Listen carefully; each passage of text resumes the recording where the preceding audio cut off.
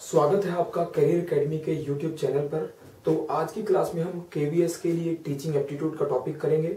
तो मैं आपको टीचिंग में जो लर्निंग मेथड्स हैं, लर्निंग मेथड बताऊंगा, जिनको हम अल्टरनेटिव मेथड्स भी कह देते हैं। स्कूलिंग मेथड्स में भी आते हैं, ये टीचिंग मेथड्स में भी आते हैं।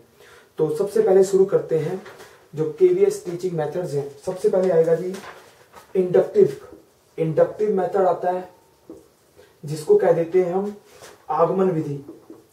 इंडक्टिव मेथड, तो आगमन विधि ये जो है अरस्तु द्वारा दी गई थी। अरस्तु मींस अरिस्टोटल, तो ये पहला सिद्धांत है अरस्तु द्वारा। इंडक्टिव, तो इंडक्टिव मेथड में आता है, इसमें सबसे पहले एक्सपीरियंस से, पहले हम अनुभव से नियम बनाते हैं, नियम निकालते हैं। यानी सबसे पहले हम प्रयोग उदाहरण द्वारा नियम निकालते हैं और बाद में नियम जो रूल बनते हैं उनसे हम आगे एक्सपेरिमेंट करते हैं, आगे हम प्रयोग करते हैं। तो सबसे पहले आता है इसमें अनुभव यानी एक्सपीरियंस, प्रयोग किए जाते हैं, एक्सपेरिमेंट किए जाते हैं और बाद में रूल बनाए जाते हैं। तो इसको हम कह देते हैं इंडक्टिव मेथड। नेक्स्ट आता है जी डिडक्टिव मेथड। डिडक्टिव आता है, डिडक्टिव जो है इसको कह देते हैं निगमन विधि। ये भी अरिस्टोटल यानी अरस्तु की आती है, अरस्तु डिडक्टिव। तो इस मेथड में बने बनाए यानी पहले से बने हुए रूल, फॉर्मूलेज, नियम आदि को प्रयोग करते हैं और उनसे हम क्वेश्चन, प्रॉब्लम को सॉल्व करते हैं। तो इसमें रूल पहले ही बने होते हैं, देन हम उनसे क्वेश्चन सॉल्व करते हैं। यानी सेकंड मेथड में नियम पहले से फॉर्म होंगे, हमें सिर्फ उनको अप्लाइड करना है, देन उनको यूज करना है। जबकि इंडक्टिव मेथड में पहले हमें एक्सपीरियंस से, एक्सपेरिमेंट से रूल बनाने हैं और रूल को बाद में यूज करना है। तो ये दोनों मेथड जो है अरस्तु के आते हैं, inductive and deductive. Next method आता है जी क्वेश्चन आंसर मेथड, यानी प्रश्न उत्तर विधि, प्रश्नोत्तर विधि।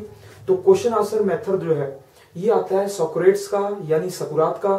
तो सकुरात जो है एनिशिएंट फिलोसोफर रहे हैं ग्रीस के। तो सकुरात ने एक मेथड दिया था जिसको कहते हैं क्वेश्चन आंसर मेथड। तो इसमें क्वेश्चन पूछा जाता है, क्वेश्चन रेज किया जाता है, देन आंसर आता है। क्वेश्चन रेज किया जाता है, फिर आंसर आता है, कई बार आंसर रेज किए जाते हैं क्वेश्चन। तो ये बायलैटरल प्रोसेस चलती है जिसमें टीचर और स्टूडेंट के बीच में क्वेश्चन आंसर जो है प्रोसेस के द्वारा ही आगे टीचिंग या लर्निंग चलती है। नेक्स्ट मेथड आता है जी इसमें हर्बर्ट विधि यानी हर्बर्ट मेथड। हर्बर्ट मेथड जो है, इस मेथड में सबसे पहले लेसन प्रिपरेशन होती है यानी पाठ की तैयारी होती है, देन लेसन एंटरिंग होती है यानी हम पाठ लेसन के अंदर एंट्री करते हैं, उसको समझने का प्रयास करते हैं। थर्ड आता है इसमें कंपैरिजन, तुलना की जाती है। फोर्थ आता है नियमीकरण यानी रूल कोड बनाए जाते हैं, नियम बनाए जाते हैं, रूल फॉर्मेशन। और लास्ट आएगा एक्सपेरिमेंट यानी प्रयोग किए जाते हैं। तो हर्बर्ट ने 5 मेथड बताए हैं किसी लेसन को पढ़ाने समझाने के, यानी स्टार्टिंग से, जिसमें लेसन तैयार करना, सेकंड लेसन में एंटर करना, प्रयोग करना उसका, थर्ड में कंपैरिजन तुलना, और फोर्थ में नियम बनाना, और फिफ्थ में एक्सपेरिमेंट। तो हर्बर्ट जो है, हर्बर्ट विधि हर्बर्ट ने दी थी। नेक्स्ट आता है प्रोजेक्ट मेथड। प्रोजेक्ट मेथड जो है जॉन डीवी ने स्टार्ट किया था, जॉन डीवी प्रोजेक्ट मेथड। और इसको किलपैट्रिक ने इसको फेमस बनाया, इस पे ज्यादा प्रयोग किए और टीचिंग में इसको यूज किया। तो किलपैट्रिक के प्रोजेक्ट मेथड में आता है, सबसे पहले हम इसमें प्रॉब्लम रेज करते हैं यानी समस्या को उत्पन्न करते हैं। सेकंड में हम प्रॉब्लम के पार्ट का चुनाव यानी सिलेक्शन ऑफ पार्ट करते हैं, हम प्रॉब्लम के किसी पार्ट को सिलेक्ट करते हैं। थर्ड में हम प्रॉब्लम को सॉल्व करने के लिए उसकी प्लानिंग करते हैं यानी कार्यविधि बनाते हैं। फोर्थ में आता है जी प्रॉब्लम को सॉल्व करने की प्रोसेस यानी प्रक्रिया शुरू करते हैं प्रॉब्लम, समस्या को सॉल्व करने की। और फिफ्थ आता है प्रॉब्लम सॉल्व होने के बाद डाटा कलेक्शन यानी आंकड़े एकत्रित करते हैं। और लास्ट में हम आंकड़ों को वेरीफाई करते हैं, उनको चेक करते हैं, उनको वैलिडेशन देखते हैं, उनका परीक्षण करते हैं। तो प्रोजेक्ट मेथड किलपैट्रिक आता है, जिसमें प्रॉब्लम रेज करना, प्रॉब्लम को सॉल्व करना और लास्ट में उसके डाटा आता है, डाटा को एनालाइज करना। नेक्स्ट आता है जी डाल्टन मेथड। डाल्टन मेथड जो है कुमारी या हेलेन पार्क हर्स्ट यानी मैडम कुमारी हेलेन पार्क हर्स्ट द्वारा दिया गया था। तो डाल्टन मेथड में क्या होता है, सबसे पहले एक काम को, वर्क को चूज करते हैं, फिर उस काम के ऊपर आगे वर्किंग चलाते हैं, हम उसकी यूनिट को देखते हैं, काम की वर्क की यूनिट देखते हैं जिसको सॉल्व करना है, जिसको पढ़ाना है या समझाना है।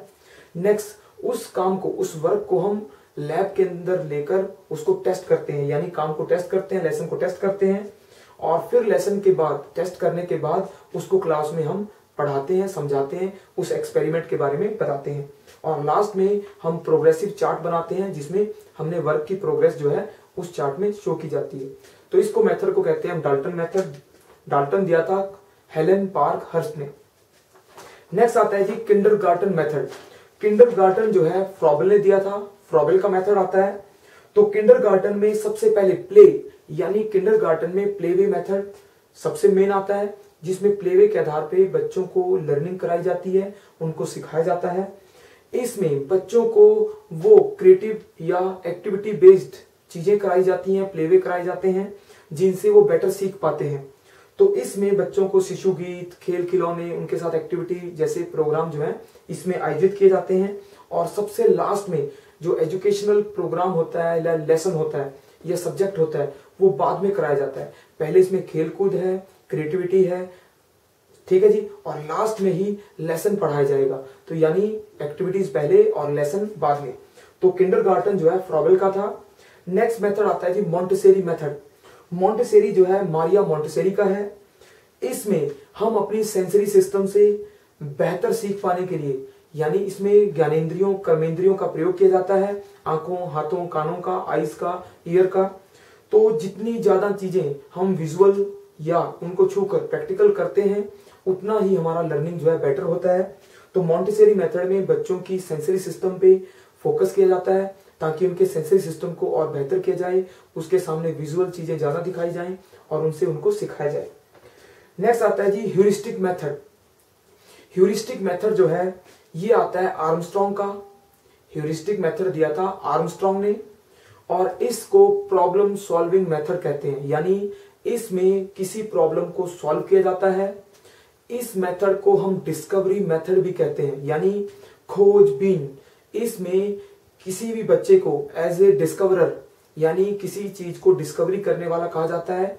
चाइल्ड जो है वो डिस्कवरर होता है, जो डिस्कवरी करता है, चीजों को ढूंढता है, और फिर चीजों को ढूंढने के साथ साथ ही वो लर्निंग करता है। तो ह्यूरिस्टिक मेथड आर्मस्ट्रॉन्ग का है, और ये मेथड जो है डिस्कवरी मेथड है। इसमें प्रॉब्लम को सॉल्व करना, डिस्कवर करना, आदि आदि चीजें इसमें मैक्सिमम यूज होती हैं। नेक्स्ट आता है जी ट्रायल एरर मेथड। तो ट्रायल एरर मेथड जो है ये थॉर्नडाइक का आता है, थॉर्नडाइक ने दिया था।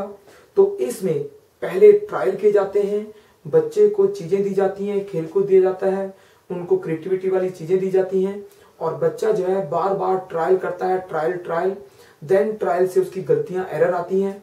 तो बच्चा जो है ट्रायल एरर के द्वारा सीखता है। लर्निंग जो है ट्रायल एंड एरर के द्वारा आती है, यानी बच्चा जितना ज्यादा प्रयोग करेगा, एक्सपेरिमेंट करेगा, गलतियां होंगी, एरर आएंगी, एरर धीरे धीरे कम होंगी, ट्रायल बढ़ते जाएंगे, और बच्चा धीरे धीरे चीजें सीख लेगा, यानी उसकी लर्निंग जो है हो जाएगी। तो लर्निंग के लिए ट्रायल एरर मेथड आता है थॉर्नडाइक का।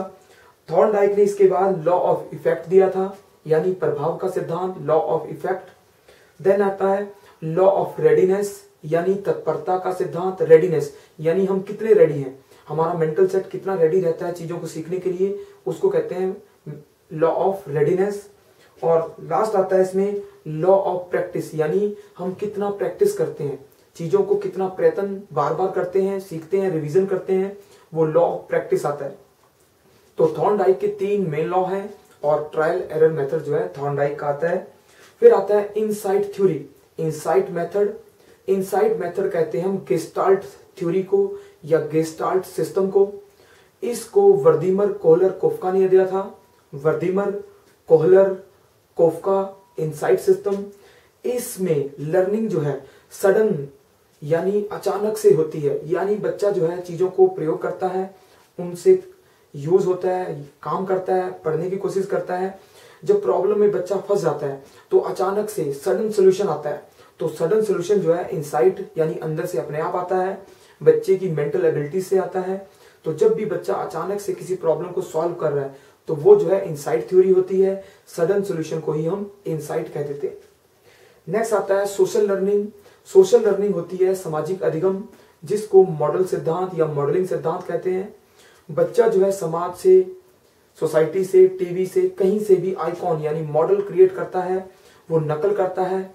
इमिटेशन, नकल प्रवृत्ति, कॉपी करना, किसी के बिहेवियर को कॉपी करना, और इस मेथड से वो बच्चा जो है उनके बिहेवियर को अपने बिहेवियर के साथ मैच करता है, और देन जो है बच्चा जो है इसी तरीके से लर्निंग सीखता है, पढ़ाई सीखता है। तो इसको कहते हैं सोशल लर्निंग, यानी देखकर सीखना, यानी व्यूइंग लर्निंग।